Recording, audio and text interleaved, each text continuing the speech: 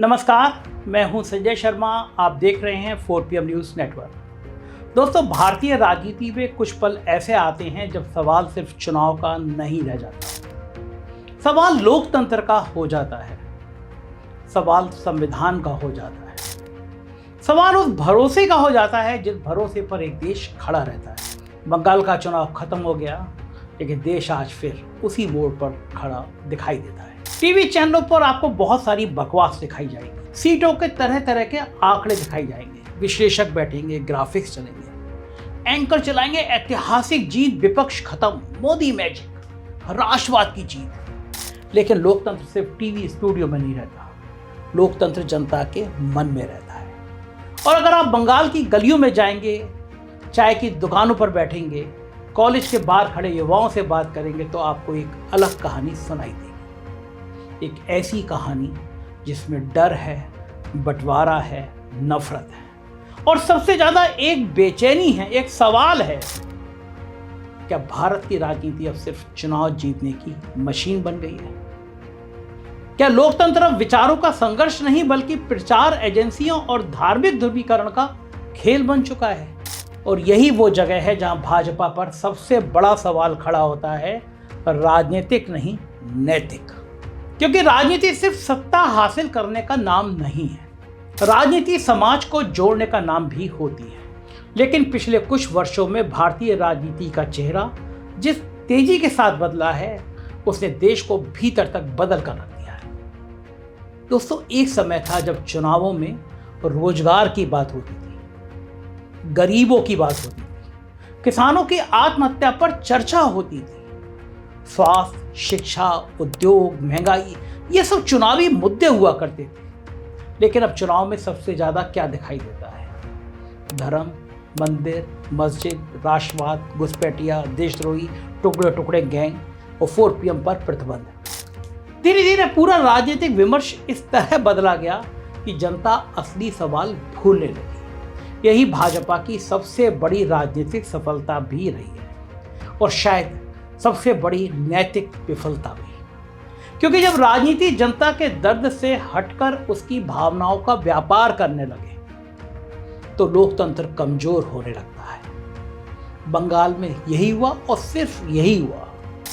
भाजपा ने बंगाल को सिर्फ एक राज्य की तरह नहीं देखा, उसने बंगाल को एक राजनीतिक युद्ध भूमि की तरह देखा। यहां हर दिन एक नया नैरेटिव गढ़ा गया, हर दिन एक नई भावनाएं भड़काई गई, हर दिन एक नया खतरा पैदा किया गया। कभी कहा गया हिंदू खतरे में हैं, कभी कहा गया बांग्लादेशी घुसपैठ कर रहे हैं, कभी कहा गया कि बंगाल की संस्कृति खतरे में है। लेकिन सवाल यह है, क्या बंगाल का युवा सिर्फ इन नारों से अपनी जिंदगी बना सकता है? क्या उसे नौकरी मिलेगी, मिलने की गारंटी है? क्या उसके परिवार की आर्थिक स्थिति बेहतर हो जाएगी, इसकी गारंटी है? क्या महंगाई कम कर दी जाएगी? क्या पेट्रोल सस्ता हो जाएगा? क्या छोटे व्यापारियों का कारोबार सुधार दिया जाएगा? इन सवालों पर शायद ही अब कोई बहस दिखाई देगी। क्यों? क्योंकि आज की राजनीति में असली मुद्दे सबसे पहले गायब कर दिए जाते हैं, फिर उनकी जगह भावनाएं भर दी जाती हैं, हिंदू मुसलमान भर दिया जाता है। दोस्तों, भारतीय जनता पार्टी आज देश की सबसे शक्तिशाली राजनीतिक पार्टी है, इसमें कोई शक नहीं। उसके पास सत्ता है, बेशुमार पैसा है, मीडिया का, एक गोदी मीडिया का सारा हिस्सा उसके साथ है, आईटी सेल है, केंद्रीय एजेंसियों की ताकत है, और सबसे बड़ी बात, उसके पास एक बेहद आक्रामक प्रचार तंत्र है। इतनी शक्ति शायद आज़ादी के बाद किसी पार्टी के पास नहीं रही। लेकिन इतिहास कहता है कि जब सत्ता बहुत बड़ी हो जाती है, तो उसका सबसे बड़ा दुश्मन उसका अपना अहंकार बन जाता है। आज भाजपा के साथ वही खतरा दिखाई देता है।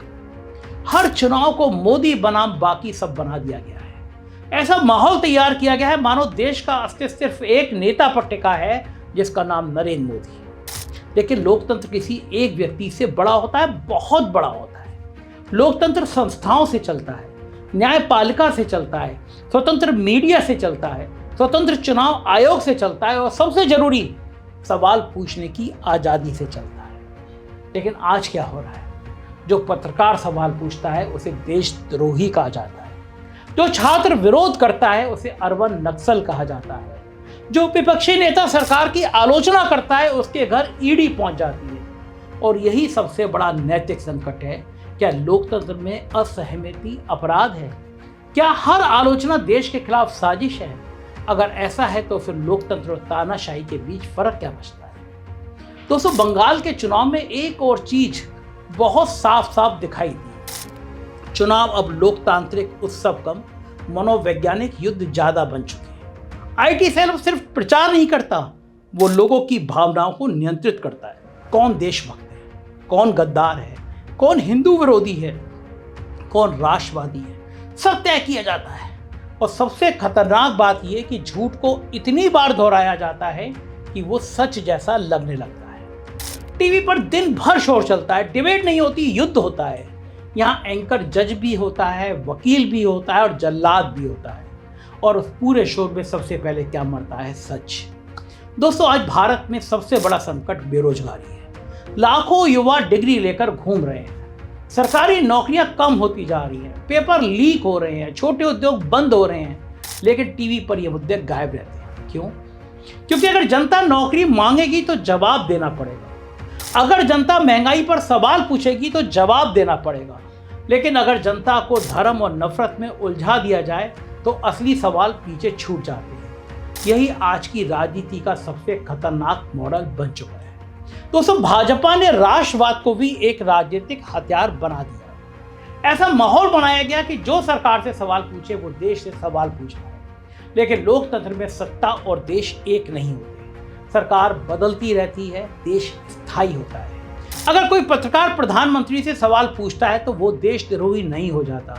अगर कोई छात्र सरकार की आलोचना करता है तो वो राष्ट्र विरोधी नहीं हो जाता। लेकिन पिछले कुछ वर्षों में आलोचना को अपराध बना दिया गया है। यही लोकतंत्र के लिए सबसे बड़ा खतरा है। दोस्तों, बंगाल सिर्फ एक राज्य नहीं था, ये वही बंगाल है जिसने भारत को विचार दिए, क्रांति दी, साहित्य दिए, आंदोलन दिए। यही बंगाल अंग्रेजों के खिलाफ खड़ा हुआ था और आज उसी बंगाल को धार्मिक और राजनीति की प्रयोगशाला में बदलने की कोशिश की जा रही है। मुख्यमंत्री इतना जहरीला बयान दे रहे हैं, लेकिन बंगाल की राजनीति हमेशा जटिल रही है। यहाँ लोग सिर्फ भावनाओं से वोट नहीं देते, वो सत्ता को परखते भी हैं। एक बार वोट दे दिया, लेकिन अब सत्ता परखी भी जाएगी। और शायद यही कारण है कि भाजपा को चुनावी सफलता के बावजूद एक बड़ा वर्ग उसके राजनीतिक मॉडल को लेकर असहज दिखाई देता है। क्योंकि सवाल सिर्फ जीत का नहीं है, सवाल इस बात का है कि उसका राजनीति का चरित्र क्या है। दोस्तों, राजनीति में नैतिक हार तुरंत दिखाई नहीं देती। सीटें जीत जाती हैं, सरकार बन जाती है, जश्न हो जाता है, लेकिन समाज के भीतर जहर फैलता रहता है। धीरे धीरे लोग एक दूसरे से डरने लगते हैं। हिंदू मुसलमान से डरने लगता है, मुसलमान हिंदू से डरने लगता है। और जब समाज डर पर खड़ा होने लगे तो लोकतंत्र भीतर से टूटने लगता है। आज भारत में वही हो रहा है। सोशल मीडिया खोलिए, हर तरफ गालियां हैं, नफरत है, फेक न्यूज है। और सबसे खतरनाक बात, अब लोग सच से ज्यादा अपने पसंदीदा झूठ पर भरोसा करने लगे। ये सिर्फ राजनीतिक संकट नहीं है, ये सामाजिक संकट है। दोस्तों, मीडिया का बड़ा हिस्सा सत्ता के सामने झुक चुका है। पत्रकारिता अब सत्ता की निगरानी कम, उसकी मार्केटिंग ज्यादा बनती जा रही है। प्राइम टाइम की डिबेट देखिए, बेरोजगारी गायब, महंगाई गायब, किसान गायब, लेकिन मंदिर मस्जिद हिंदू मुसलमान हमेशा मौजूद। क्यों? क्योंकि डर बिकता है, नफरत बिकती है और टीआरपी उसी से आती है। लेकिन जब मीडिया सवाल पूछना छोड़ देता है तो लोकतंत्र अंधेरे में जाने लगता है। दोस्तों, इतिहास में कोई भी सत्ता हमेशा नहीं रही। इंदिरा गांधी भी बहुत शक्तिशाली थी, आपातकाल लगा, मीडिया दबा, विपक्ष जेल गया, तब भी लगा था कि सत्ता अजय हो चुकी है, लेकिन जनता ने फैसला बदल दिया। क्यों? क्योंकि लोकतंत्र की सबसे बड़ी ताकत जनता की स्मृति होती है। जनता सब याद रखती है, उसे याद रहता है कि किसने डर पैदा किया, किसने नफरत फैलाई, किसने सवालों को दबाने की कोशिश की। और भाजपा जिस रास्ते पर चल रही है वो उसे चुनावी जीत तो दिला सकता है, लेकिन क्या वो समाज को स्थिरता देगा? ये सबसे बड़ा सवाल है। क्योंकि समाज सिर्फ चुनाव जीतने से नहीं चलता, समाज विश्वास से चलता है। और आज भारत में विश्वास टूट रहा है, संस्थाओं पर विश्वास टूट रहा है, मीडिया पर विश्वास टूट रहा है, एक दूसरे पर विश्वास टूट रहा है। और जब समाज का विश्वास टूटता है तो देश भीतर से कमजोर होने लगता है। सबसे बड़ा खतरा विपक्ष से नहीं है, सबसे बड़ा खतरा उस राजनीति से है जो नागरिक को सिर्फ समर्थक या दुश्मन में बदल देना चाहती है। अगर आप सरकार के साथ हैं तो आप राष्ट्रवादी हैं, अगर आप सवाल पूछते हैं तो आप देशद्रोही हैं। यही सोच लोकतंत्र को सबसे ज़्यादा नुकसान पहुंचाती है और बंगाल चुनाव ने यह आईना देश को दिखाया है। एक ऐसा लोकतंत्र जहां चुनाव तो हुए लेकिन समाज लगातार ध्रुवीकृत हो गया। आज भारत को किसी नए नारे की जरूरत नहीं है। भारत को जरूरत है सवाल पूछने की संस्कृति को बचाने की, पत्रकारिता को बचाने की, संविधान की भावना को बचाने की, और सबसे जरूरी बात एक दूसरे से नफरत करने के बजाय एक दूसरे के साथ रहने की। क्योंकि अगर राजनीति सिर्फ नफरत पर चलेगी तो अंत में कोई नहीं जीतेगा, ना हिंदू, ना मुसलमान, ना भाजपा, ना विपक्ष।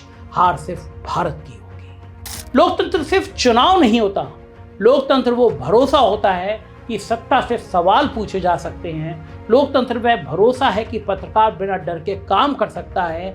लोकतंत्र वो भरोसा है कि विपक्ष दुश्मन नहीं होता। अगर ये भरोसा टूट गया तो फिर चुनाव चाहे जितने भी हो जाएं, लोकतंत्र सिर्फ एक आयोजन बनकर रह जाएगा।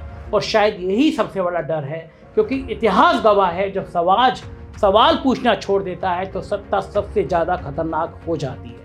इसलिए आज जरूरत किसी पार्टी से नफरत करने की नहीं, सत्ता से सवाल पूछने की है। क्योंकि लोकतंत्र में सबसे बड़ा देशभक्त वही होता है जो सत्ता से डरता नहीं है। भारत किसी एक पार्टी का नहीं है, भारत किसी एक नेता का नहीं है। भारत करोड़ों लोगों की साझी उम्मीदों का देश है। और अगर राजनीति उन उम्मीदों को तोड़ने लगे तो जनता को बोलना ही पड़ेगा।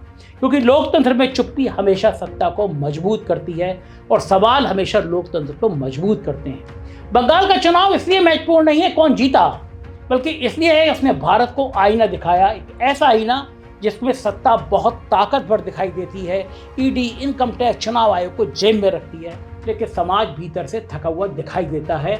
और इतिहास कहता है जब समाज थक जाता है तो सबसे बड़ी राजनीतिक मशीनें भी धीरे धीरे खोखली होने लगती हैं। शायद यही वजह कि आज बहुत से लोग कह रहे हैं भाजपा चुनाव जीत सकती है, लेकिन क्या वो भारत का भरोसा जीत पा रही है? क्योंकि लोकतंत्र सिर्फ बहुमत से नहीं चलता, लोकतंत्र विश्वास से चलता है। और अगर विश्वास टूट जाए तो फिर सबसे बड़ी जीत भी धीरे धीरे नैतिक हार में बदल जाती है।